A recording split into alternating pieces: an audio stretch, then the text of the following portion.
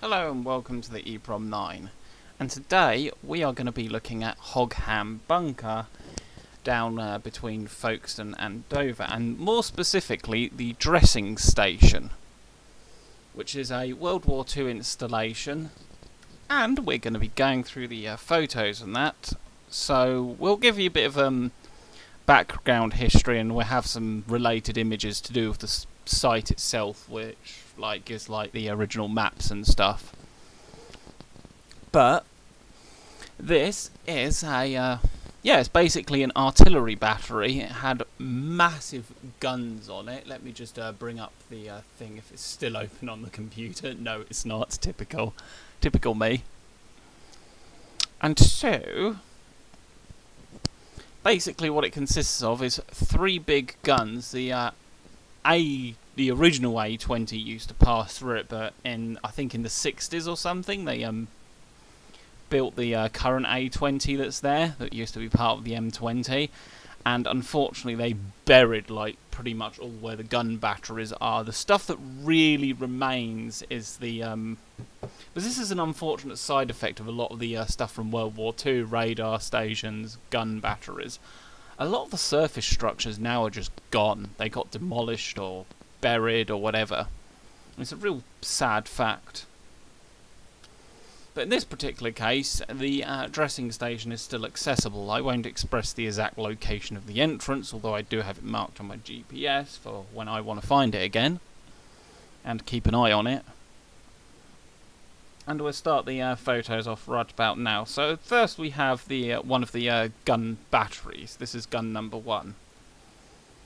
And that is view inside the lift and whatnot. The plotting room, unfortunately, is not accessible currently. It's actually locked by a padlock, so you'd have to get in contact with whoever owns the key, who I think is the farmer, but yeah. I'll leave that up to you to figure out how to contact the farmer and convince him to let you have a look around with a camera.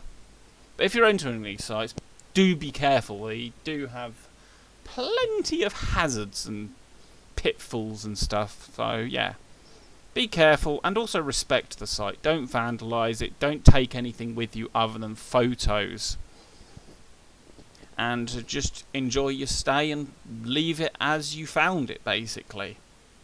So first we have the actual entrance into the hole, which is like this tiny little hole you got to basically crawl through.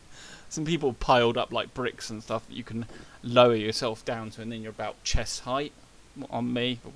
But none of you actually know how high I am. I don't even know. Then you have a nice long, almost endless hallway in front of you, which has plenty of rubble at the entrance, probably from the original housing block that was demolished that was there originally. So you go down, the old yellow wiring is now gone. I imagine scrappers took that. That was because this was actually used in the channel when they were building the channel tunnel, I think in the 1980s, for fire training drills, which is quite an interesting thing in itself. The stairs going down aren't in particularly good condition. They are crumbling away. But you can actually see the metal support beams going through the stairs. Going down, when you get to the bottom of the stairs, you come to another long hallway. And you'll come across the room where the motor, internal spinny bit of the motor, is the bit with the coils. I forget what that's actually called, the proper terminology. The fan was currently sitting in the other room. The fan tends to move round the site quite a lot. It's like every single video or photos you see from the place, the little motor fan is always somewhere else. It's like it found itself probably around the whole bunker now. But yeah, some close-up shots of the motor and whatnot and the rest of the facility. There's some old oil cans of some type. A shot of the fan. These could well be out of order because I'm just going to try and match them to the audio kind of thing. I'm just flicking through them on my phone before I put them on the PC. Yeah, pull the SD card out that.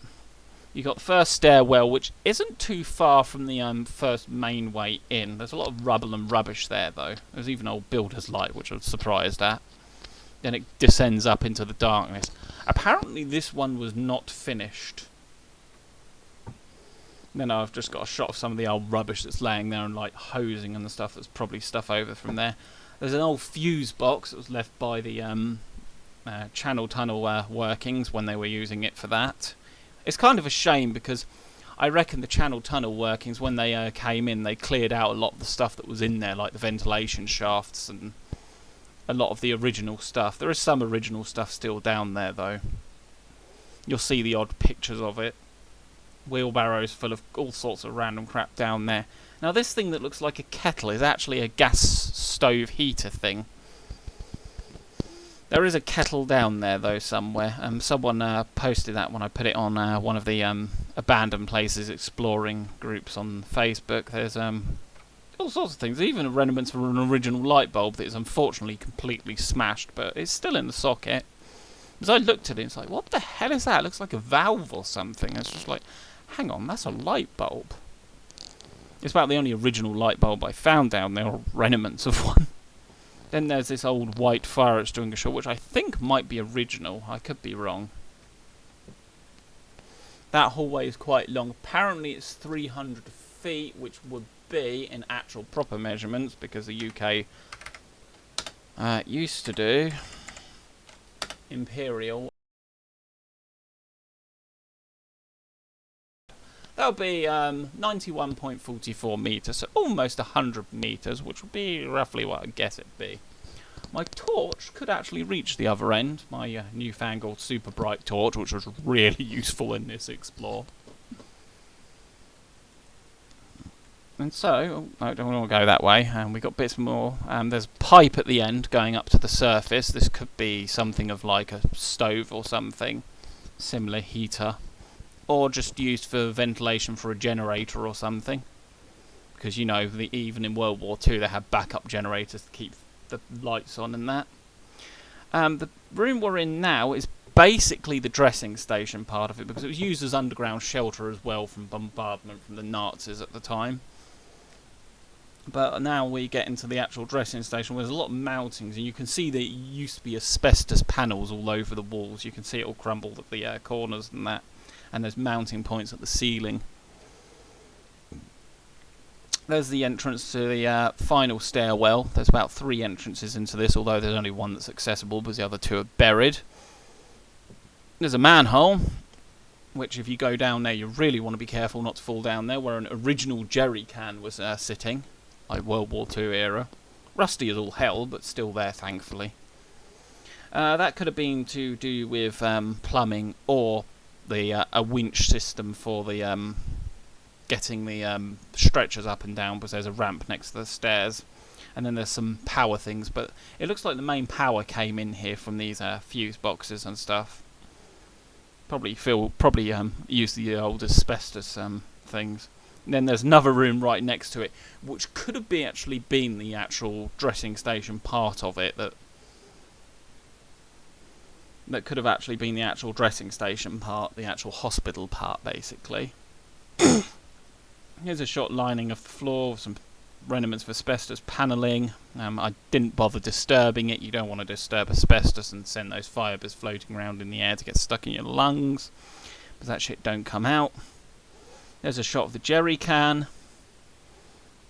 And then we have a shot looking up the final stairwell into the facility, with the stretcher ramp still there. Parts of it are partially buried, or partially the way up, and down at the bottom is very much buried.